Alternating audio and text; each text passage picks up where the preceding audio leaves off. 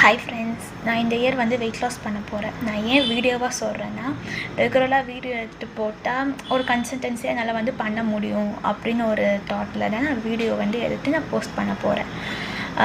தென் வந்து நான் ஒரு டயட் சார்ட் வந்து ரெடி பண்ணியிருக்கிறேன். ஏன்னா நான் ஃபஸ்ட்டில் ஒரு 1 மந்த்து 1 இயர் 30 டேஸ் 100 டேஸ் அது மாதிரிலாம் இல்லாமல் 1 வீக் பிளானை ஒரு டயட் சார்ட்டை வந்து ரெடி பண்ணிட்டேன். நியூ இயர்லேருந்து அந்த நெக்ஸ்ட் சண்டே வர வரைக்கும் ஒரு பிளான். அந்த பிளான் நான் கம்ப்ளீட் பண்ணாத நெக்ஸ்ட்டுக்கான சண்டேயில் நான் வந்து திரும்பி அந்த சார்ட்டை வந்து ரெடி பண்ணுவேன்.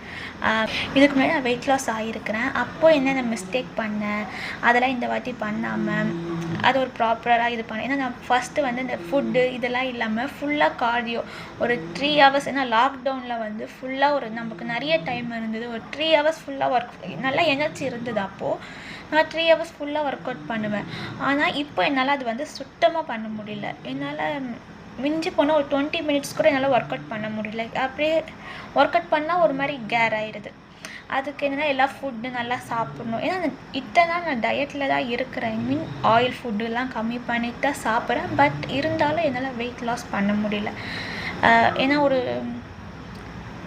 4 டேஸ் நான் வெயிட் லாஸ் பண்ணேன், டயட்டில் இருந்தேன்னா 5th டே வந்து எனக்கு ஒரு மாதிரி கேர் ஆயிடுது.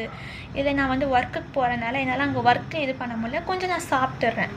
என் மைண்ட் ஃபுல்லாக அதனால தான் என்னால் பண்ண முடியல, அதனால அது கண்டினியூ பண்ண முடியல என்னால்.